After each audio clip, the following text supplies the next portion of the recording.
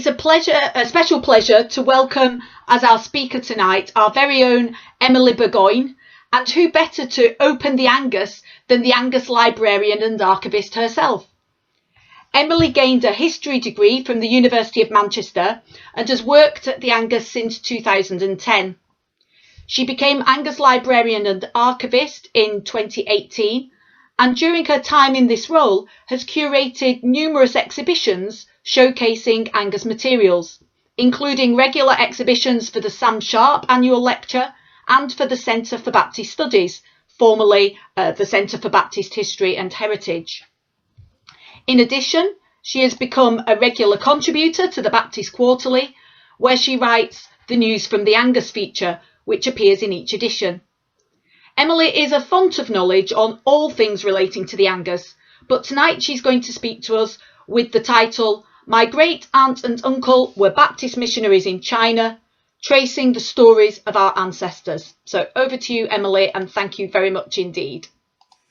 Thanks very much, Chris. That's great. Hello, as you already know, I'm Emily Burgoyne, and it's been my great pleasure and privilege to work in the Angus Library and Archive for quite some time now.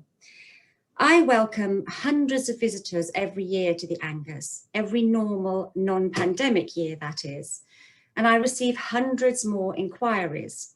And the largest amount of inquiries that I receive by far are connected with family history research. And that is great because I'm very pleased to say that these inquiries never fail to intrigue me too. And when I can find the missing link in somebody's research, or I can add some extra information to what somebody already knows, it really is fantastic and extremely rewarding.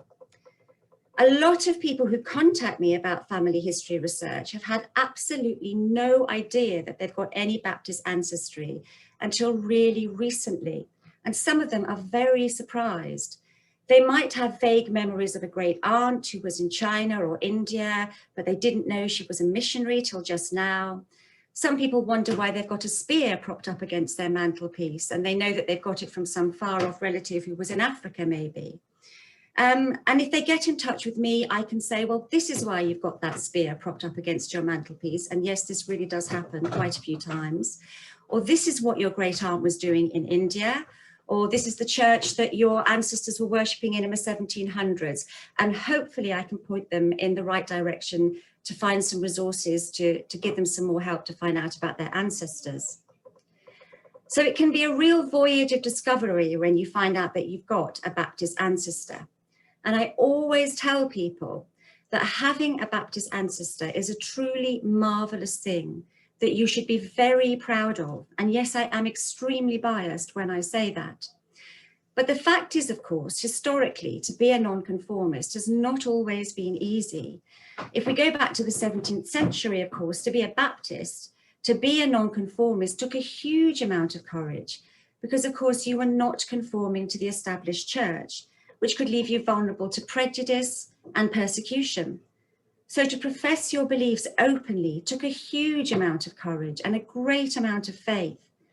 And equally from the late 18th century onwards with the formation of the Baptist Missionary Society, many women and men would have made that great voyage out to China, to India, to Congo, in the full knowledge that they may never return home to see their loved ones. So if you find out that you have got Baptist ancestry, that is a great thing. They were made of strong stuff. They were brave, they were resourceful, they had a huge amount of faith, and that is pretty good DNA to have. So today I'm going to talk about finding out about your Baptist ancestry, and I'm going to concentrate on two particular areas. The records that you can use generally to trace your Baptist ancestry using sources in the Angus and elsewhere, and the records that you can use to trace your missionary ancestor too. And these are mostly available in the Angus. And these areas of research are quite separate in many ways in terms of the kinds of records that are available and where they're kept. But these are the areas that I get asked about the most in the Angus. So let's start by focusing on the first part of the talk, and that's tracing your Baptist family history generally. And then we'll move on to tracing your missionary ancestors. And I think first and foremost, it's important to remember when you're researching your Baptist heritage that there are many different Baptist organisations that you might come across in your research, but there is no one central source of Baptist historical material, which makes things all the more interesting when you're trying to find Baptist records. So if you've managed to trace your Baptist ancestor right back to the 17th century, and you know that they were worshipping in a particular meeting house or chapel, and you can locate the whereabouts of the records for that meeting house or chapel, that is marvellous. Congratulations. You may well find the names of your ancestors listed as members of that church. And you can see here a lovely list of names taken from the Hexham and Hampstead Church records of 1652. And Emily, I think you need to just share your PowerPoint. Oh, sorry. I think I probably do. Very sorry about that. Oh.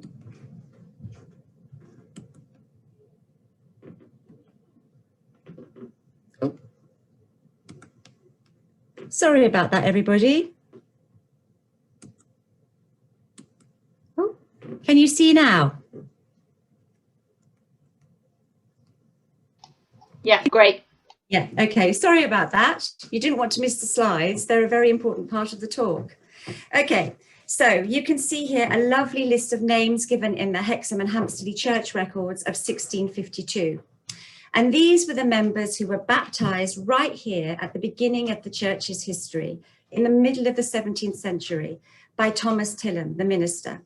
Or maybe you'll find that your ancestor was a minister and you can actually find records kept by him. But usually things are a little bit more complicated than that. For a start, we have to remember that before the introduction of civil registration in 1837, most people's baptisms, marriages, and burials were recorded in their local Church of England parish register, regardless of their beliefs. There was, of course, a gap during the Commonwealth between 1649 and 1660, when some entries to parish registers either ceased or became very scarce. And the Commonwealth government then made the recording of births, marriages, and deaths a civil matter in secular parish registers. And sometimes these registers were handed over to the new parish registrar. So sometimes you get entries appearing with absolutely no break. And in other cases, the church registers ceased to be updated, or they were perhaps updated retrospectively. But apart from this period, historically, many nonconformists, so Baptists, had to use their local parish church for registration purposes, because the church registers of nonconformists were not admissible in court as legal evidence of births, marriages, and deaths. Only those maintained by the clergy of the Church of England could actually be presented in court as legal documents, which of course caused considerable hardship for Baptists and nonconformists. So if you're looking for the records of births in early Baptist church records, these records do exist, but you may not always find them. They might be listed in a Church of England parish register of baptisms for the reasons that I've just mentioned. So for example, here we can see a birth registered for Joseph, the son of John and Sarah Toombs, in a 1691 parish register of the Church of England Church of St. Thomas here in Oxford. And you can see here that in contrast to the child above, who's listed as being baptized, Joseph is listed just as being born, which marks him out as being the son of nonconformist parents who didn't wish him to be baptized in the Church of England. And here is a list of births that was kept again in the church book of Hexham and Hampstead from 1700. So Baptist churches were indeed keeping records of births, but it's important to say again that if you know you have a Baptist ancestor, but you find them registered in the Church of England parish register, that doesn't mean that they weren't born into a Baptist family. And it doesn't mean, of course, that they didn't become Baptist subsequently. It just means that due to legal reasons or the religious and political climate of the time, they were obliged to do this. And you will find throughout your research into Baptist family history that sometimes, whether it's because of legal obligations or the religious and political climate of the time, nonconformists would have had to dip their toes back into conformity when they were obliged to. So it's all part of a puzzle, and you have to use quite a lot of surmising and reading between the lines to work out what was going on at the time, which might have influenced their actions. Now, because of these inconsistencies and uncertainties surrounding the registration of nonconformist births, a register was begun by the Protestant dissenting deputies who aimed to protect the civil rights of dissenters in the 18th and 19th centuries. And this is kept at Dr. Williams' library, which is still, of course, an extremely important research library, holding a significant collection of nonconformist material. And this register had a rather long title. You'll find that many, many documents and books had very long titles.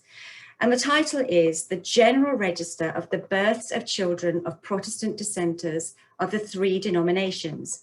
And the three denominations were the Congregationalists, the Presbyterians, and the Baptists. And you can now access it at the National Archives in the RG4 and RG5 catalogue. And you can look at it via their partner website, The Genealogist. And this contains thousands of entries for nonconformist births. It started in the 1740s, but it's got entries dating right back to 1716 onwards. And it goes right up to 1837, when the law changed again. And these entries can be really useful in researching Baptist family history because they provide the name and sex of the child, the name of the parents, the name of the mother's father, and the date and place of birth. In 1836, the Births and Deaths Registration Act was passed to establish a new system of recording births, marriages, and deaths, partly in response to the need to supply effective and legal registration for dissenters, because by that point they were estimated to make up roughly a third of Britain's population. So under the Non-Parochial Registers Act of 1840, the registers of nonconformist churches and chapels were deposited with the Registrar General, and this happened again in 1857. And from these registers, legally valid certificates could be issued. So these non-parochial registers are all now available online at the National Archives in the catalogues mainly for Baptist history in RG4 and 5. And you can access them via a number of paid websites such as The Genealogist and ancestry.co.uk. But not all Baptist church records were handed over. And as a result, you can find them in a variety of different locations. For example, you can find them in local records offices. They may still be with the original church. And indeed, they may be in the Angus, where we have a particularly wonderful collection of church records dating right back to the mid-17th century. In order to find the correct location for the records that you might be interested in looking at, a couple of websites are really useful. You can search for the location of records on the National Archives website at Discovery, which is a really useful resource. And you can also try Archives Hub, which contains information about many archive collections in the UK. And you can also look at the Religious Archives Group website, which is really helpful for guidance about using religious archives. And if you're looking for records specifically relating to the rest of the United Kingdom, there are also a number of really useful websites that you can access. Now, if you're looking for records of marriages, again, you'll find that the historical period you're researching will play a very large part in what you might find. From the 17th to the middle of the 18th century, marriages performed by nonconformist ministers in nonconformist places of worship were tolerated. And during the period of the Commonwealth, between 1649 and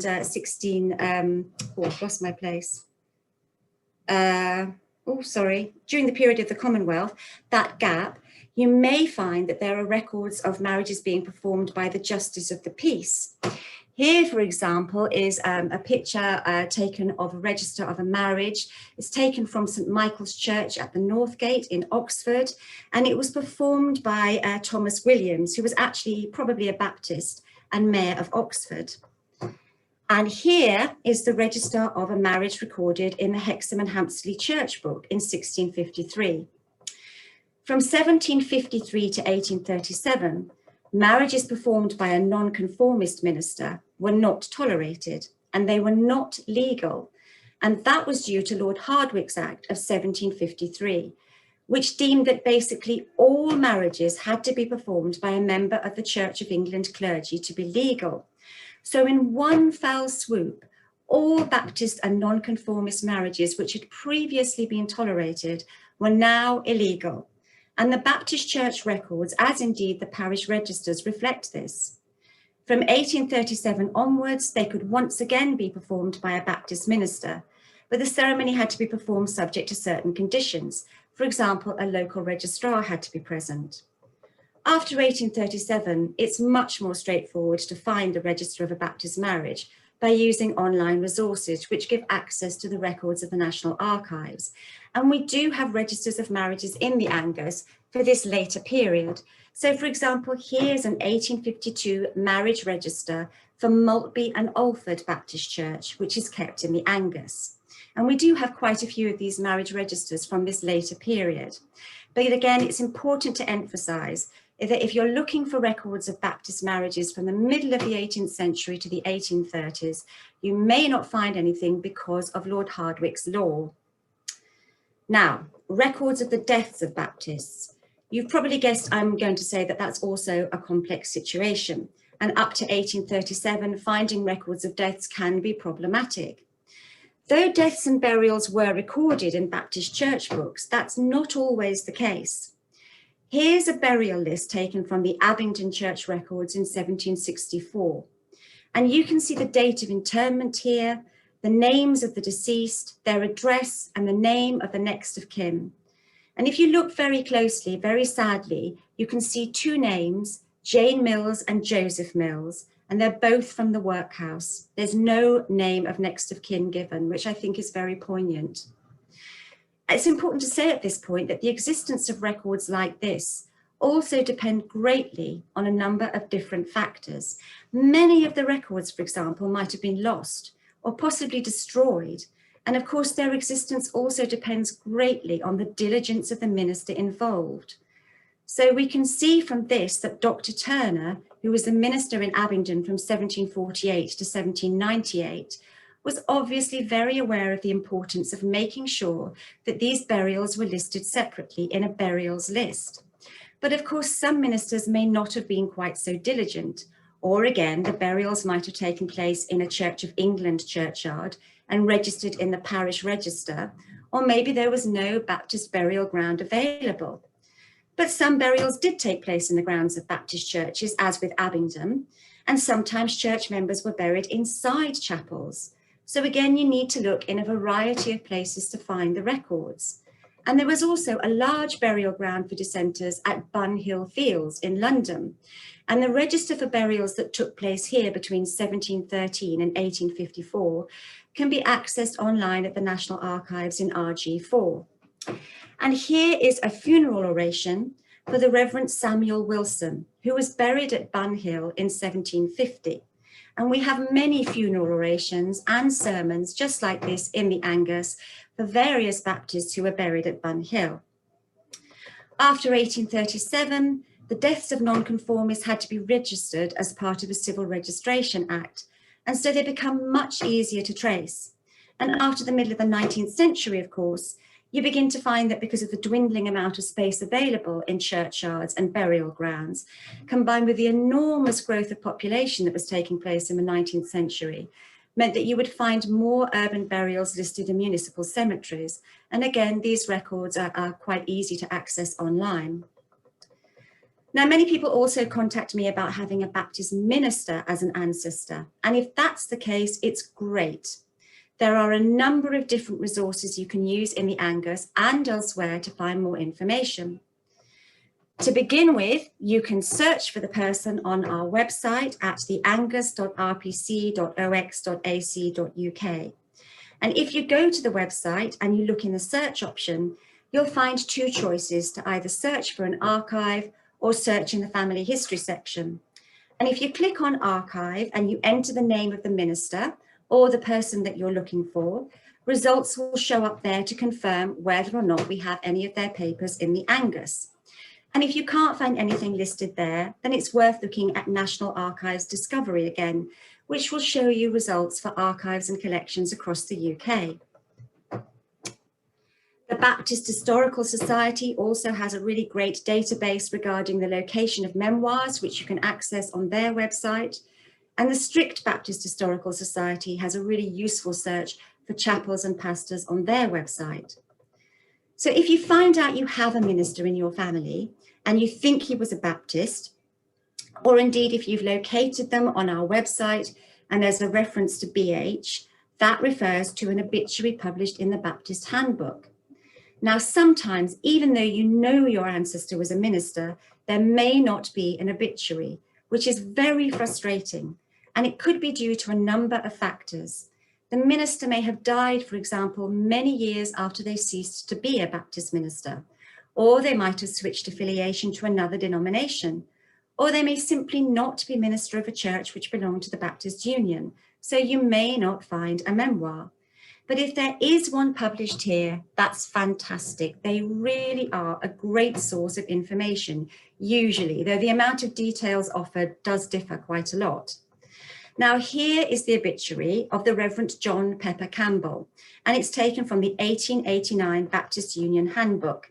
And as you can see, it is a pretty dense wodge of text, but it offers up all kinds of details about Reverend Campbell. For example, here you can find out when he was born and where, and a little bit about his family background and what he did for a living before he became a minister. And there's also a really helpful list of churches here, so we can find out where he ministered. And we can use that as a kind of launch pad in the Angus to find out if we've got more details about the churches where he ministered in our collection of church histories and records in the Angus. And so from all of these resources, we can get a really good idea about who these Baptist ministers were and their lives as well. And we can also check our portraits and engravings archive to see if we've got any images of the minister in question. Here are some very distinguished looking ministers. For example, Reverend Edwards of Abergavenny, and Reverend Dr. Fawcett of Hebden Bridge with his lovely late 18th century headgear. And you will find that there are some amazing whiskers and beards as the 19th century goes onwards. The Baptist ministers always look very, very distinguished. And another really fantastic resource that we have in the Angus, and which I'll often use to research people, and I'm now going to give it again a very long, wordy title, Dr. Rippon's Baptist Annual Register for 1790 to 1802, including sketches of the state of religion among different denominations of good men at home and abroad. And this is in 4 volumes in the Angus, and it contains all kinds of interesting information about what was going on abroad. So you might find details about Baptists in America, for example, and you might find lists of chapels and their ministers county by county. And as you can see, here's a list of particular Baptist churches and their ministers from 1790. And there are also many biographical details available, not just for ministers, but also for members of churches too. So here is a 1792 memoir of John Harwood, and he's a deacon of the church in Birmingham. And it describes here how Mr. Harwood actually obtained a license to turn his home into a meeting house, and how he regularly walked around the village of Moseley whenever he could, inviting everybody to come to his house to hear some preaching. But the memoir doesn't tell us how well this went down with the rest of the village. The Baptist magazine, which ran from 1809 to 1904, is another really great source of information about ministers, and indeed Baptists generally. You may find the letters BM when you're searching for an obituary, and that means there's a memoir published here. Or alternatively, if you have an idea of when your Baptist ancestor died, you can, for example, try looking here for a memoir. And it's not just for ministers. There are many female Baptistas registered here, or many records of the deaths of female Baptists here. So, for example, here is the memoir of the appropriately named Mrs. Soule. And this was taken from the 1833 Baptist magazine. And she's described when a girl as being mercifully preserved from the paths of immorality in which the young are so often found walking. And I think she's a really interesting example of what Karen was referring to in her talk the week before last, about tracing the histories of Baptist women. Mrs. Soule is described as exemplifying the benign and holy influence of genuine religion. So she's a perfect Christian woman, which seems to be what you had to be if you're a woman to have a memoir published about you at this time. The Baptist Times, published from the middle of the 19th century right through to the 2000s, is also a really great source of information. It publishes obituaries as well as notices of funerals, births and marriages as the 19th century wears on.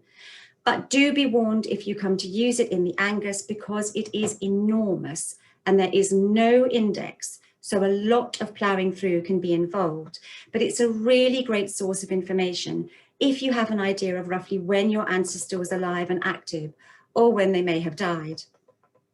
And we also have many interesting books written by and about Baptist ministers.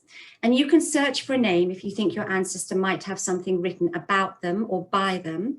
And you can use the Oxford Online Catalogue, which you can also access via the Angus website. If you click on the library tile, it will give you access to searching all of the collections. And you can refine your collection to Regent's Park College to see what we might have in the Angus. Here's a nice example of the kind of thing we might have: an 1890 printed memoir of James Sears, who was pastor of Cottage Green Baptist Church in Camberwell. And we have many of these memoirs, these little memoirs, sometimes longer. We have a lot of them in the Angus. And there are also a few sources that you can consult elsewhere. For example, Dr. John Evans compiled a list of Baptist, Presbyterian and Independent congregations between 1715 and 1729, which you can consult at Dr. Williams' library. Reverend Josiah Thompson also compiled lists of ministers by county in the 18th century, and they're also available to see at Dr. Williams. And in the middle of the 18th century, John Collett Ryland wrote an account of Baptist churches in London, which contains biographical information about over 100 particular Baptist ministers. And you can access a transcript of this list and a list of General Baptists in the 1919 edition of Transactions of the Baptist Historical Society, which is available at Biblical Studies, in an article entitled Baptist Ministers in England about 1750. And you can also access W.T. Whitley's minutes of the General Assembly of the General Baptist Churches in England from the middle of the 17th century to the early 19th century at the Internet Archive at archive.org. And that contains information about General Baptist ministers who didn't join the new connection of General Baptists in the late 18th century. Now, many people contact me and they will ask what they can find out about a member of a church. And they'll say, well, I know my ancestor was worshipping in a church, but can you tell me more about them? Well, this information can be somewhat limited. You might find your ancestor's name in a membership list of a church, for example, here from Cripplegate Church Book, and you'll hopefully find a list of names with the dates of baptism, but you may not be able to find out much more. Sometimes you'll be able to see a date of death or a note of their dismission to another church, or maybe even to America. And sometimes you might see where they were living or what they did for a living. But often it can be hard to find out much more unless they were particularly scurrilous or vociferous. Here, for example, is another page taken from the Cripplegate Church Book. And this is the kind of thing that you can sometimes find in church books when members are bringing complaints to the church. It's not very easy to read, but it's about the case against a Sister Sealdom. And she was accused of sinfully and treacherously departing from her husband and refusing to live with him unless he met her conditions to provide for her properly. I don't know quite what conditions these were, but anyway, he in turn was accused of idleness, spending his time in unreasonable and self-indulgent ways, and lying and double dealing. And in another instance in Cripplegate, there's also an account of a church member who was admonished for repeatedly meeting the wife of a cheesemonger, who was described as a lady of light carriage, which is a rather quaint 17th century term for a lady who'd been adulterous. So some church books have a lot of these admonitions and complaints. And of course, many also contain accolades and tributes to church members.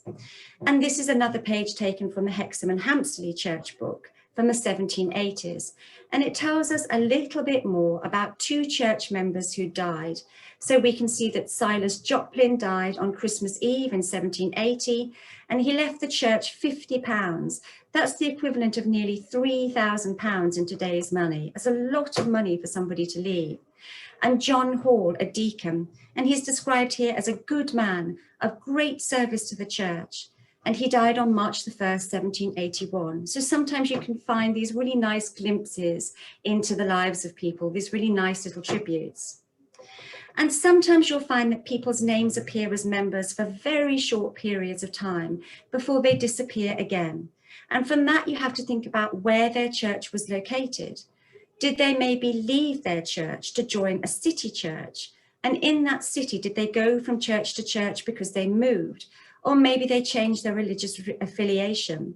Or maybe they decided to leave with one part of the congregation to form another church elsewhere, which happens an awful lot in early Baptist church history.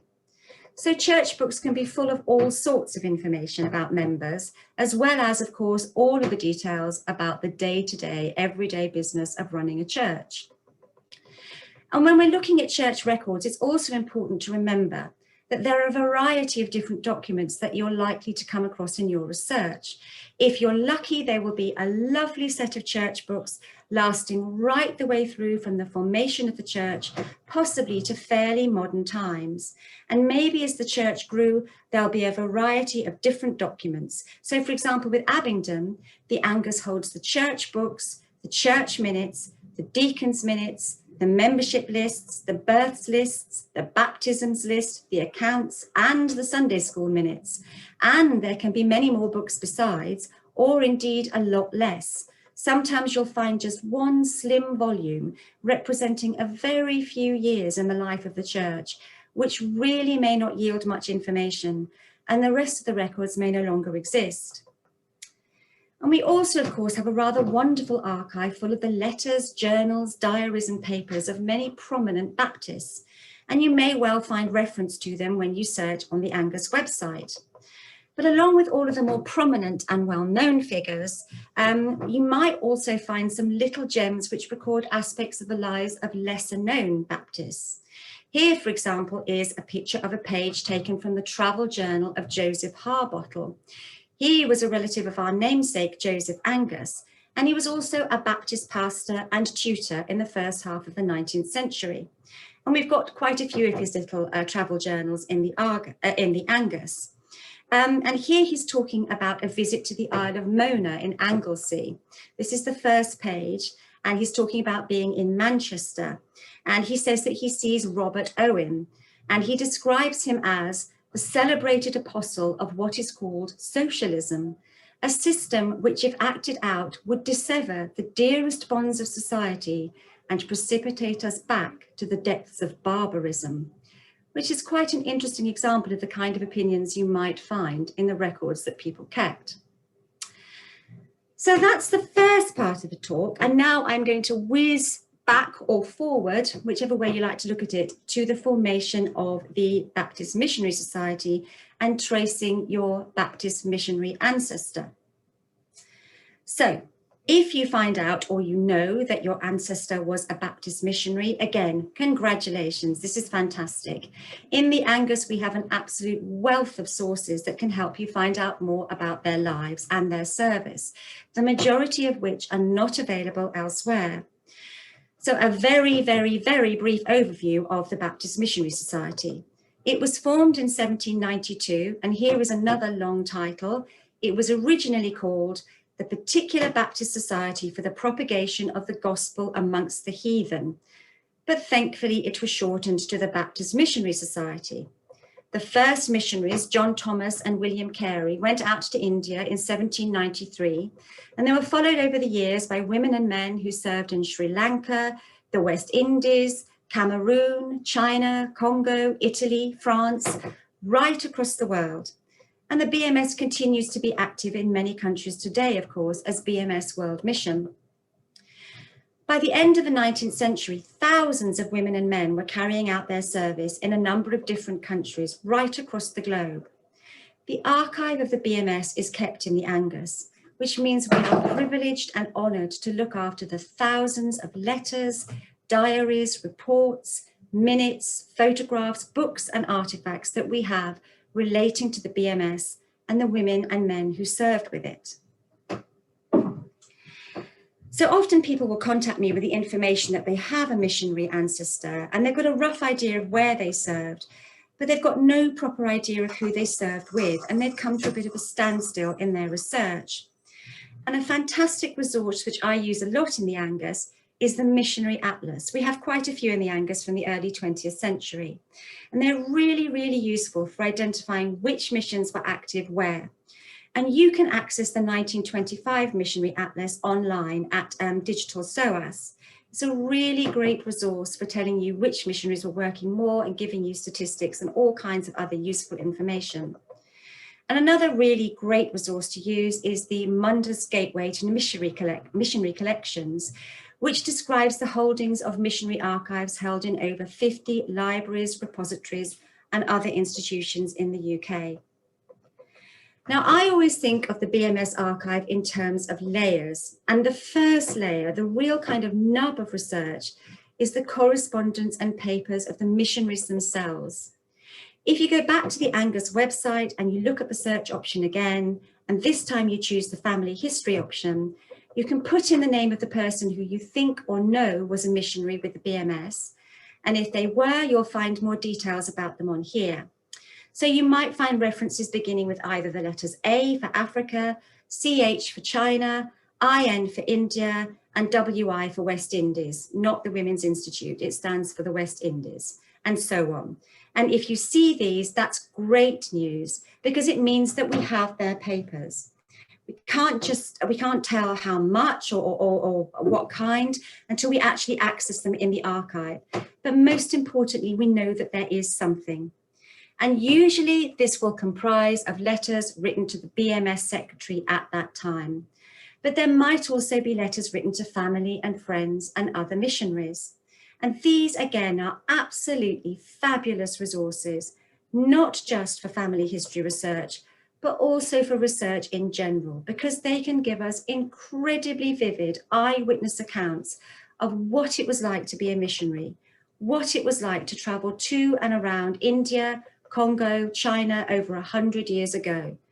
And they can tell us about the joys and rewards, the successful setting up of schools and orphanages and mission stations, the births of children, marriages, the successful conversions, but also the hardships, the illness, the difficulties of acclimatization, missing loved ones, missing children. And sometimes, of course, there are extraordinarily moving accounts of deaths. Many, many missionaries died in the field, and there are, as a result, many extremely moving letters containing accounts of their deaths, written by their fellow missionaries and sent home to their loved ones. And I'm showing a few letters here. Firstly, a letter written by Lydia de Hales. She was a lady who went to Congo as a missionary with the Baptist Sanana mission in 1895, and she served there till 1930. And this 1927 letter describes a really joyful occasion, a marriage between two people called Donyele and Mambiku, which she describes as a big day for her household. And then the diaries of Dr. Ellen Farrar, who went to India in 1891 as one of the first qualified women doctors in this country. And she went out to Burgoyne in India as a medical missionary, and she set up her own dispensary and eventually her own hospital. And she wrote about the difficulties and joys of working first in the dispensary and then in the hospital. And she wrote entries for virtually every day of every year that she was there in her tiny, minuscule, neat handwriting. And here's one of the last letters written by George Farthing, a missionary in China. He and his family were killed in the Boxer Uprising. And this letter, dated April the 3rd, 1900, is of course made desperately poignant by the knowledge of what was going to happen to him and his wife and children later that year. And here is the black-edged letter written by his trustee, Thomas Wright, in October of that year, asking Mr. Baines, who was then secretary of the BMS, questions about what had actually happened, how Mr. Farthing and his family were killed. And this letter is almost unbearable to read. And I think it really is history at its most raw. So these letters are the most amazing, extraordinary resource, and they can give us incredibly moving and revealing accounts of missionary life. And if you're really lucky, you may well find an unpublished memoir as well. And there are quite a few of these in the archive just waiting to be researched and maybe even published. You might also find reference in your search to CP. Now, CP stands for candidate papers. And again, if we have them, they are another incredible resource. They consist of what could be termed missionary references, written to support a candidate in their quest to be a missionary. And they often contain a list of questions and candidates' answers regarding their suitability to become a missionary. So here is the application of Kendred Smith. And you can see the answers that he submitted and his first letter of application.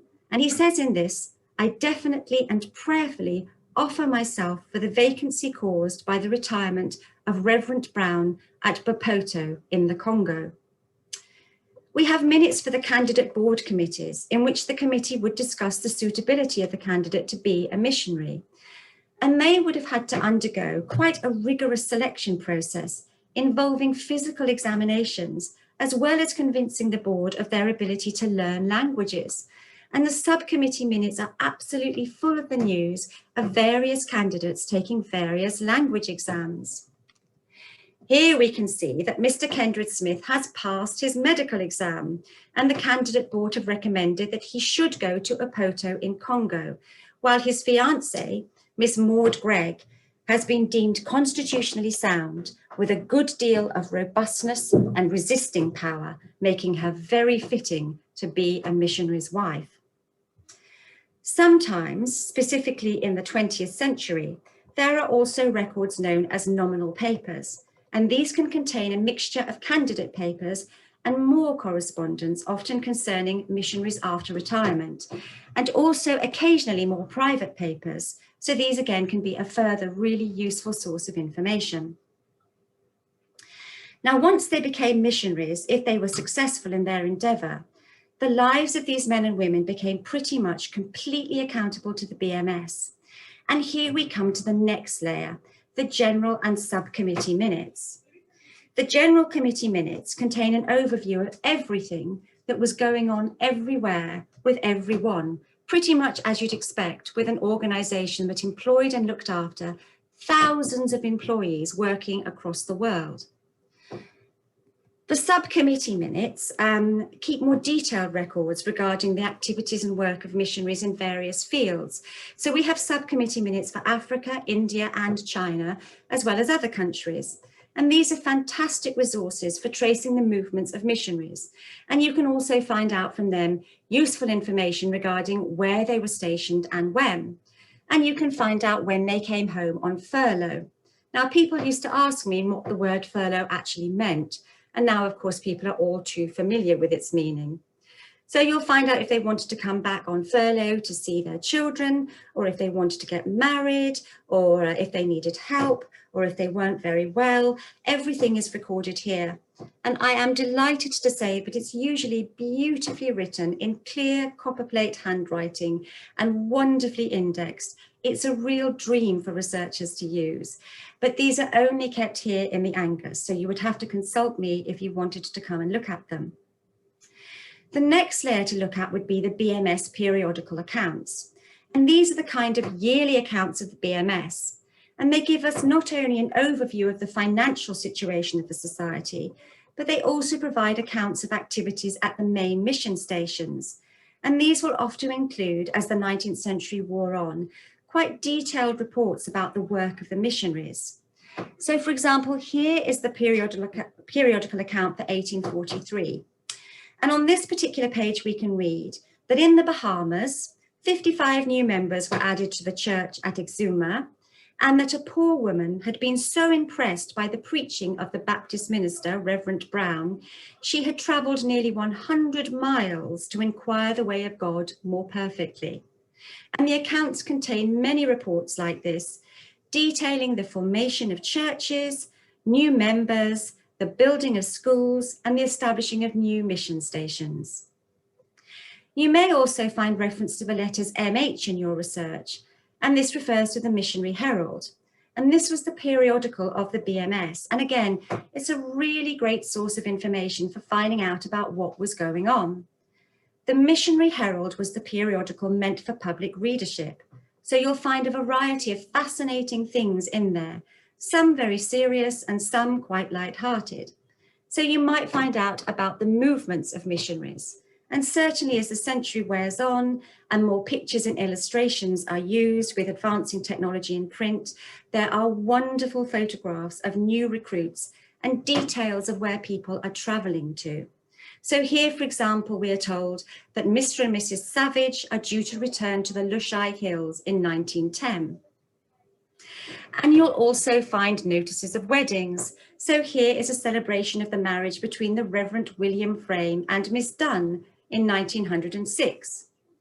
And there are also memoirs containing fascinating biographical details, such as this one for the great Baptist missionary George Grenfell. And there's also news given about the situation in various regions, both good and bad. So if there's been a famine or a disaster, for example, there'll be accounts of how the missionaries in the affected regions were trying to help. And there's also very often news and debates of a very serious nature. There are many discussions, for example, in the missionary heralds of the 1830s about abolition and the efforts made by Baptist missionaries such as William Knibb and Thomas Birchall to end slavery. And there are also accounts of the Boxer uprising that I've already mentioned, and of the brutal situation in Congo under King Leopold in the late 19th century.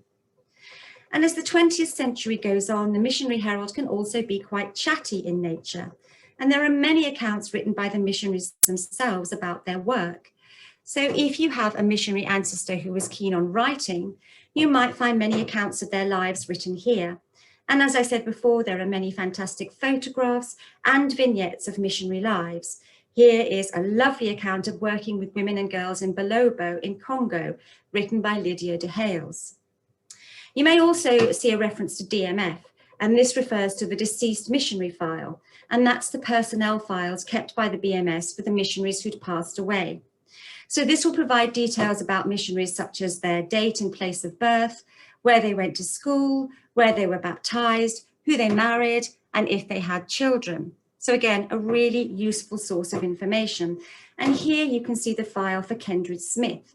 He passed away on the 19th of February, 1949, at the age of 83. When I looked at this, when I got it out in the Angus, I noticed that his wife's name is given as Ethel Walker. And I thought, what happened to Maud Gregg? You know, the candidate board said she was so fantastic to be a missionary wife.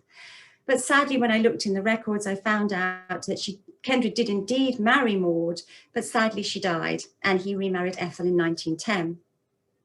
If you're really lucky, you'll also find a reference beginning AL, which implies we have a book written by or about your missionary. So here are a couple about George Grenfell and Alfred Saker, both Baptist missionaries in the Congo. And this is just a selection of some of the books that we have in the library about or by the missionaries. And of course, they can be invaluable for telling us more about their lives and experiences. Now I'm going to talk a little bit about the Baptist Zenana mission, which I know Karen talked about in her earlier talk, which was an incredible organization founded in the 1860s, again with a really long title, the Ladies Association for the Support of Zenana Work and Bible Women in India in connection with the Baptist Missionary Society, usually known more simply as the Baptist Zenana Mission, or BZM. And it was founded so that female missionaries could speak to and hopefully convert to Christianity the women and girls in Zenanas. And these were the quarters in households where men were not allowed to go. And the BZM went on to provide schools and education for girls and carried out really incredible pioneering work for women, going out mainly to India and China. And there was a distinct female hierarchy in its organization. It really was an incredible pioneering achievement in Victorian Britain at a time when women were not expected to be capable of doing anything much. And it meant for the first time that single women could travel out alone to carry out their work, an amazing breakthrough. And eventually the BZM became the Women's Missionary Association. And in the Angus, we hold all of the minute books and the reports and the periodicals for the BZM and the WMA. Now, sadly, the early BZM minutes are not as easy to use as the BMS General Committee minutes, and they're not indexed early on, but they're still tremendous resources again, and they let us know about the organisation involved with running the BZM. So you'll find information about candidates and often the same kind of information that would be found in the general and subcommittee minutes, so you can learn all about what these incredible women were doing. And we also have their yearly reports. And again, these are very much like the BMS periodical accounts. And in these, we can see not only the financial situation of the BZM, but also the reports from main mission stations telling us what was going on. So in this extract, taken from an 1888 report, we can see a report from Delhi, and it lists all of the women who are working there. And it talks about the terrible sickness in the city at that time and how these women nursed a fellow missionary through typhoid fever. And a Miss Thorne recounts, the dark cloud has now passed over and everyone is again at her post. The schools and zananas are once again in good working order. So you can see from reports like this how brave and resourceful these women truly were. And we also have their periodicals. Again, these are really interesting. They're full of great information about the women and the girls in this country who are raising money to send to the Zenana. So there are lots of Zenana societies and ladies' sewing circles affiliated to churches in this country. And it's also full of information who served with the BZM. So here, for example, is an extract of a page taken from the periodical telling us about the death of Mrs. Dawson, who'd been doing medical work in India, as well as the ill health of Miss Christian Jones of Agra. And here is a lovely page with a nice photograph of some Chinese girls who are being educated at a school set up by the BZM. And we also have the minutes of the MMA, that's the Medical Missionary Auxiliary, which was set up at the beginning of the 20th century to organise medical missionary personnel and oversee the establishment of medical facilities in mission fields. And you may well find that your missionary ancestors served as a medical missionary. There were many, many women and men who worked tirelessly as doctors and nurses, setting up dispensaries and hospitals, many of which still exist today, and travelling from village to village to treat people for diseases such as sleeping sickness and leprosy. And again, these men and women were dedicated and selfless in their service, and you should hopefully be able to find out more about them and their work in these records. And lastly, the pièce de résistance that we have in the Angus is our fantastic collection of photographs and glass slides. There are over 30,000 belonging to the BMS, and there may well be some either taken by or of your missionary ancestor. Photographs were taken of all manner of things relating to the experiences of the women and men in China, Congo, India, and many, many other countries, going right back to the late 19th century.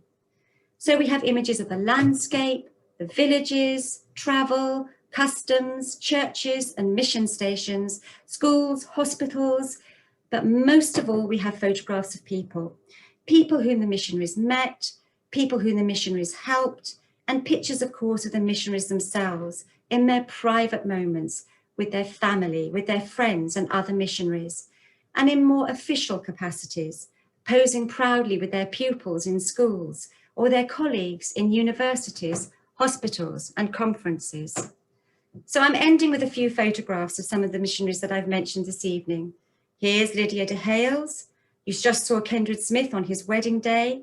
And in a moment, I'll show you a photograph of the hospital built in memory of the Farthing family, and a few photos depicting the incredible work of the BZM. These are just a tiny sample of the collection that we are privileged to look after and to protect and preserve in the Angus. And these records tell us the stories of these brave and resourceful women and men, an incredibly diverse and interesting group of Baptist ancestors.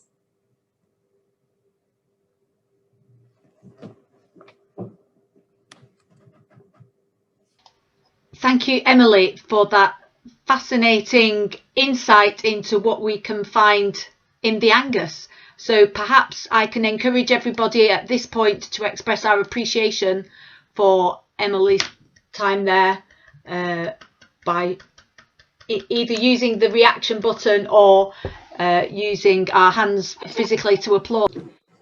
Well, it's 8:35 and there are questions waiting in the chat. So without further ado, I'll ask Peter Howson to unmute and ask his question, please.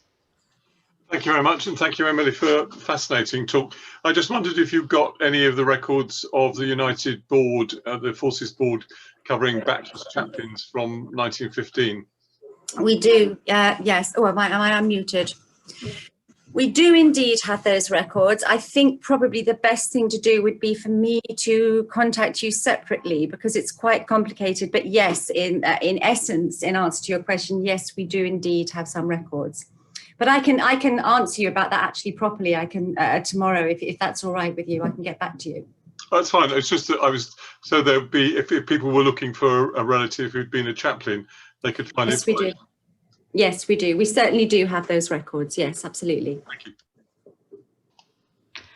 David Boydell, would you like to unmute and ask your question, please? Yes, well, I think you've seen my long comment and question, but I'm just wondering how much we can get online. For example, I've given the example of George Grenfell. I'm writing an article in French about him, and I've found some books online, but not original letters or anything like that. Let me just say that we have an absolutely enormous and incredible archive for George Grenfell, an absolutely incredible archive. So we have his map tracings, his letters, we have just so much stuff about him and by him. Unfortunately, at the moment, nothing is available online. You know, this is all really the reason that we set up Friends of the Archive, because we realized that we have so many incredible resources that so many people would be really interested in accessing and looking at. But unfortunately, at the moment, none of George Grenfell's archive, nothing is online. Okay, thank you. Fantastic if we were to do that, because I think, you know, it kind of covers so many different areas, not just sort of navigation and exploration and missionary work. And of course, there are many, there's correspondence with Roger Casement and all sorts of things, but yes, it's not online, sadly. Okay, thank you. Perhaps I could chip in at this point and say, you know, that this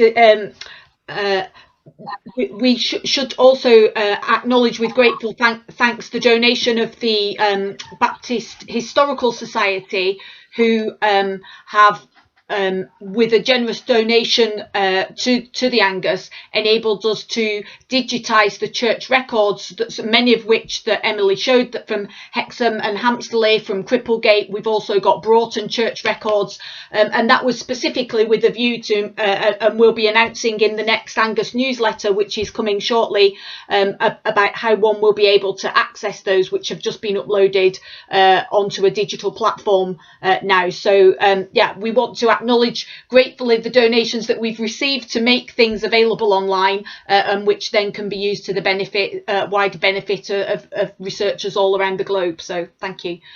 Valerie, would you like to unmute and ask your question, please?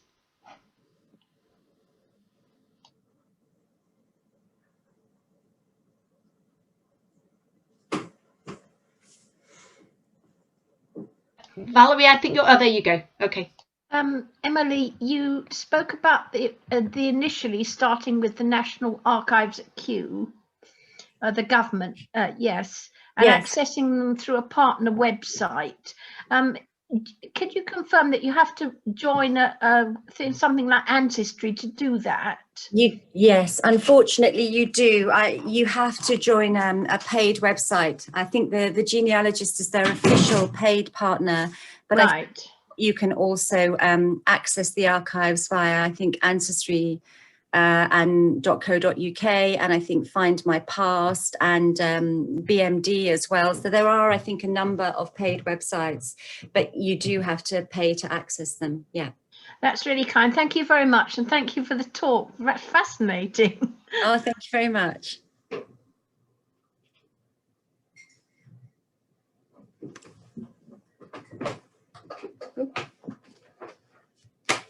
You're muted, Christine. Sorry. So I've got Philip Saunders next, please. Okay, thanks. Interesting talk indeed. I just wondered what your policy is nowadays, Emily, with regard to records of archives of local Baptist churches. Are you actively collecting? You referred to Abingdon and having the full archive of that chapel. Is there any sense of competition with Berkshire Record Office and those sort of things? And if you are actively collecting, you're doing so for the whole of the UK, or just Hattons, Berkshire is Abingdon is. It's cutthroat competition between us and Berkshire Records. No, not really. I couldn't believe so, but I just. We're very. I mean, we like to know. I think the best way of putting it is to say that we want to know what church records are really available, for want of a better way of putting it, because sometimes people don't know what to do with church records.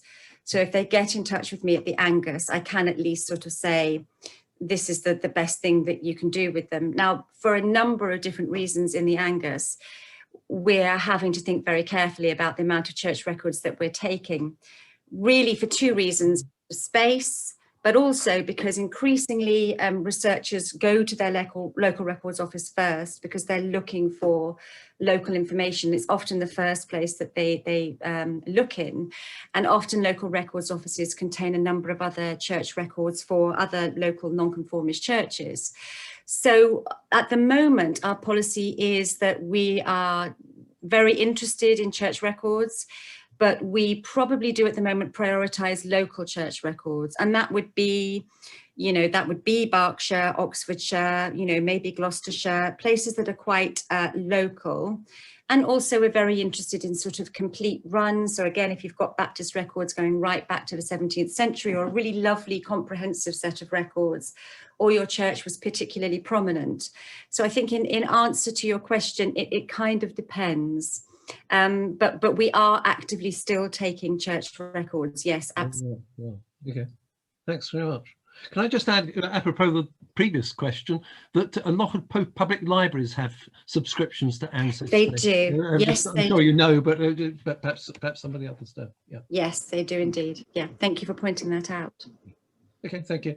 And I think it's fair to say that we wouldn't want any records lost, isn't it, Emily, in terms of the... Oh, yes, absolutely. I mean, this is why I said initially, I would always want to be the first point of call, because I think, whatever else happened, it's absolutely vital that the records go to a proper repository. So if, for example, as sometimes does happen, local records offices don't want records sometimes, then we would always take them at the Angus rather than anything else happen to them. So yes, we would always be the repository that takes them. Yeah. And now can I ask Brian Stanley to unmute? I think he has a couple of suggestions on how to follow up missionary ancestors. Yes, thank you. Thanks for the excellent talk, Emily. The periodical accounts was continued, of course, by the BMS annual report. And one of the nice things about the annual reports for many years was that they contained a directory, not just of all serving missionaries, but of all retired missionaries. And those are invaluable, quick ways of finding out essential information. So to take two examples from those we talked about this evening, I'm looking at the 1938 annual report here, looking up Lily de Hales. It tells me that she was a church member at Melbourne Hall in Leicester, which was F.B. Myers Church. And then initially she went out with another mission, the Regions Beyond Missionary Union, which Meyer was very closely associated before joining the BMS. And if you look up Kenred Smith, it tells you not simply that he went to Bristol Baptist College, but he also did specifically missionary training at the Grattan Guinness's Livingston College in London. And it tells you exactly which stations he worked in for exactly which years and where he was living in retirement. And he called his house Opoto, his house in Gloucestershire. So that's the sort of information you can get simply by looking at the directory in the annual reports. And Lily de Hales, having worked for another mission, does make the point that an awful lot of Baptist missionaries didn't serve with the BMS, Yeah, but with other missions. And sometimes that's harder to follow up. In Scotland, we're actually rather in a privileged position because there's a history of the Baptists in Scotland by George Ewell, W-U-I-L-L-E, which has a directory of all Scottish Baptist missionaries with whichever society they served, not simply BMS. So that's quite useful if you have any inquiries from Scots and they turn out not to be BMS. They may well be China Inland Mission, they might well be RBMU, and so on. Yeah. And I have to say this happens quite a lot with me, that people will contact me and they will say, I had a Baptist missionary, a relative, and they went out with the BMS, and they didn't. They went out with the Congo Belele mission. They went out with them originally, which became Regions missionary. Yeah. So that happens really quite a lot. That kind of mixing up of the different missions that people went out with. That's right. Unfortunately, there's no single database of all British missionaries that you can easily look up and find them all. Some societies have good records, some have published records of directories of missionaries, some have virtually nothing. Yeah, it's a very, I think that sometimes people think about missions as just, that there were just one or two missions and they were only active in a few places. And when, again, you look at an atlas, and you see how many people, how many missions there were active, sometimes absolutely crowded into one mission field. It's quite mind-boggling, I think, at certain times, particularly in the late 19th century. It's incredible. Indeed. Thank you for your question. Bill Brackney, would you like to unmute and ask your question now, please?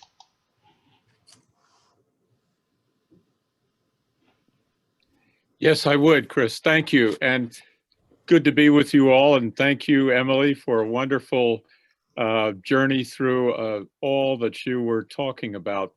I have two questions. Number one, about 20 years ago or so, there were commercial enterprises that were going around trying to strike deals with key libraries. I know Yale was one of them. Over here, and McGill another. And the end result would be that they would come in, first they would microfilm, then the digitalization process, and then they would market the product for sale. And then, of course, we're all aware of the Latter-day Saints, who have done a huge job in bringing together some of these private religious collections and so forth beyond the census data and so forth. Have you any sense of contact with anybody that's doing that sort of thing? And maybe you've got a policy that would mitigate against it. That's my first question.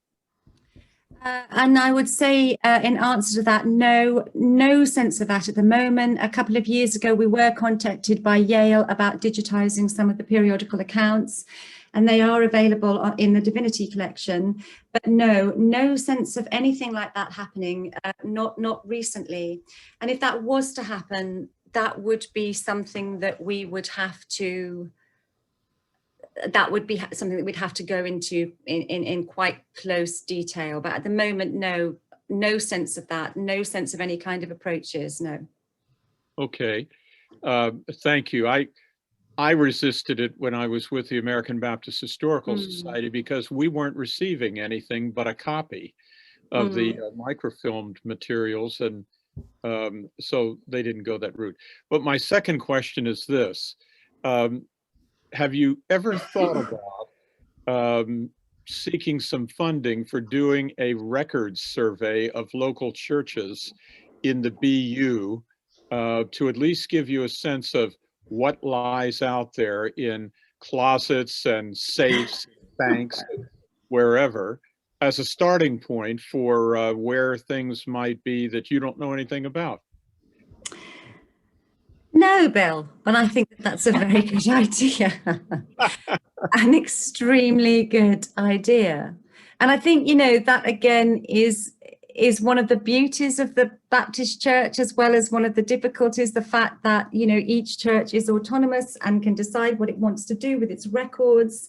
Right. As a result, you know, there are records in a number of different places, as I said. And I think that that would be a really, really interesting idea, because I think, again, it's amazing the variety of places where you do find records. And, you know, I've often spoken to people who said, oh, you know, we've got quite a full set of records, but there's a period in the 1800s and we don't have records that cover this period. And we know that somebody from the church borrowed them, you know, because they wanted to look at them, or borrowed them because they wanted to write a church history, and you never see them again. So they are in private ownership. They're still with the churches. They're all over the place. I think that that's a really interesting idea. Thank you very much, Bill. Well, I just would add this comment. We got the denomination, the American Baptist Churches, to pay for it. So we had the money to do it, and it was sort of done through the auspices of region, state, city organizations. And the end result was something called BARS, Baptist Archives and Records Survey, BARS. Mm-hmm. And it really took some interesting criticism, because people who didn't understand what it was thought the Historical Society was putting out a list of bars that were open to pub houses, open to Baptists. So I would often run into that, but nevertheless, the data did come through, and worse things. That's very interesting. Thank you. That's a very interesting idea. Yes, thank you. Yeah, that's really helpful. Thank you, Bill. David Boydell has another question. Would you like to unmute, please? Just wondering to what extent you share what you're doing. I'm thinking, for example, of Hamsterley and Hexham and other places. Do you share these with genealogical sites, BMD, which is free, or even others which are paying sites? No. I'm often frustrated. I see no Baptists on these sites. I see Anglicans and Methodists all over the place. No, and my short answer to that is no, not at the moment. Now, that has been looked at a little bit in the past. We were kind of delving into the possibility of doing that in the past, and that's not something, again, that I would dismiss. I totally take your point about, you know, there are gaps for the Baptists, whereas there are other denominations that are much better covered. At the moment, no, but that's certainly, you know, again, in our kind of movement towards trying to get as many of our archives or our resources digitized as possible, that is certainly something that, you know, we've talked about in the past, and I think we'll talk about again in the future. Yeah. Thank you. Emily, I wonder if I could ask a question at this point. And I was struck by the photograph that you shared with us of Kendred Smith at his wedding at the end. I just wondered about the issue of identification of the people in the photographs. Is that self-evident, or is that a problem in knowing who these people are? Well, Chris, it's lovely sometimes to try and work out who everybody is in the photographs. And if you have a really wonderful, diligent missionary, they will have written all of the names on the back, and you'll think, oh, lovely, I can work out who everybody is. And sometimes you just get so used to the faces, actually. I knew Kendred Smith because I'd seen him in other things. So I'd be able to pick out Kendred Smith, you know, from all the other faces. And you do learn to recognize faces of some of the missionaries. So I think in answer to your question, sometimes there are really good records. If somebody's been a really good record keeper, they'll write everything on the back of the picture.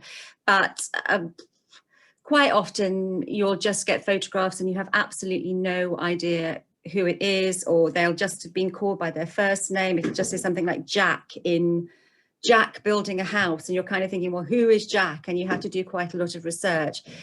But certainly with somebody like Kendred Smith, you know, you do get used to the faces so that you can kind of recognize them and pick them out in photographs.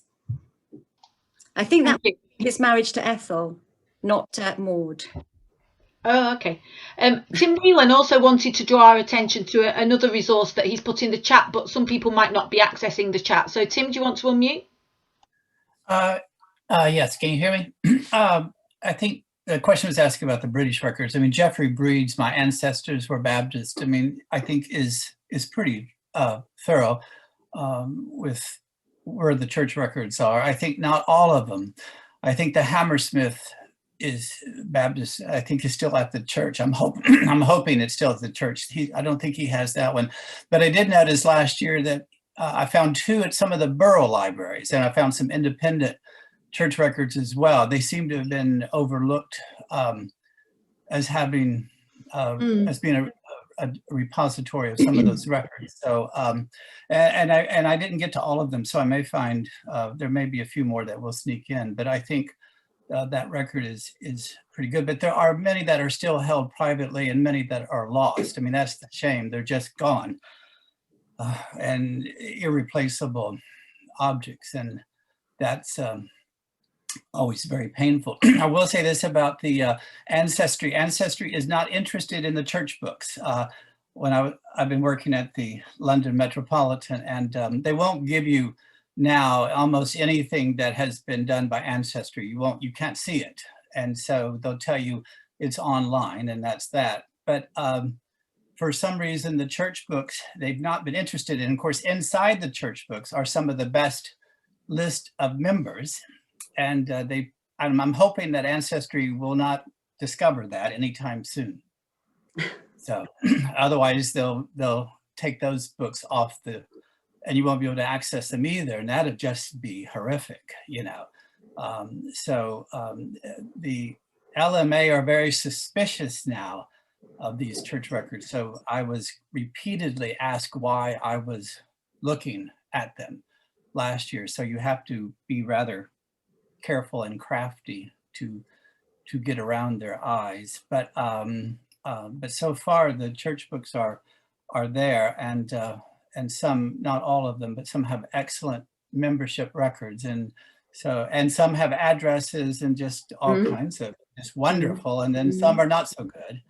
But I mean, it just depends, as Emily was saying, on how good the person was who decided to keep the record. So some of them are meticulous, and John Ryland Jr. was very meticulous. He will, if they leave the church, if they die, whatever, he will keep adding notes to them. And then others are very, names are there, and sometimes not even the first name, just the initial, and that's very difficult. You know, they know who they are, but now it's hard for us to know. Yeah, but we don't. I know Emily, it can be extremely frustrating, and you really like it when it's readable and they've done all that. We're like, they're thinking about us. But others, I think, were not thinking about us at all. They were just doing whatever came easy then. Well, yes, I agree. I was just going to say, I'm afraid that we're nearly out of time, and so I would just like once again to show our appreciation to Emily before I give some final announcements. So thank you for a fabulous insight into what we can delight in once the Angus reopens. It's nice to be given those happy memories of what we are able to discover, and also to be reminded of some of the excellent resources that are being put online thanks to the Friends of the Angus and thanks to the Baptist Historical Society and the digitisation work that we've embarked upon. So it's really exciting times.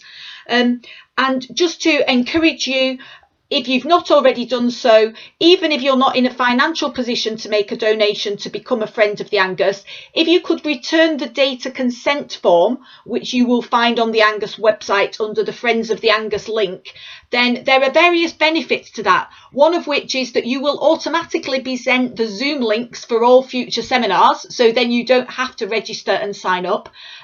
But secondly, you will also receive the Friends of the Angus newsletter, and that contains lots of helpful information, some of which will, for example, be sharing of the kinds of resources that our speakers in this series have shared with us. And perhaps we can also at this point express appreciation to Karen and to Faith, who were with us this evening, and for the resources that they gave through their seminars. I've had many emails expressing how much people have valued these seminars over the last 3 weeks. So thank you to Karen and to Faith for your contributions. And we we've had many valuable insights about how practically we can benefit from their wisdom in accessing issues of gender history, of church history and of family history, and I think it's been hugely beneficial. Also in the newsletter there'll be details of how to access the recordings of these seminars, because I'm sure many of you will want to go back and take notes down of the resources that have been mentioned and write down those email addresses. So do please send us those data consent forms and stay in touch with VOTA to be alerted to our future events.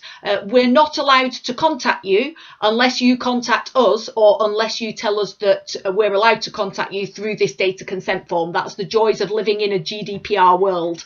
But I can give you advance notice that we're really looking forward to the next summer Opening the Angus seminar, which will be on the 10th of June, when Professor Isabel Rivers, who is also with us this evening, is going to be talking to us about Joseph Angus as moral philosopher, and based on records, again, some of which she has found in her research in the Angus Library. So we're delighted that Professor Rivers has volunteered this paper, and we're really looking forward to seeing you all then. In the meantime, do stay safe and well, and thank you for joining us and for your participation in these seminars. Thank you to everybody who's joined us. Okay,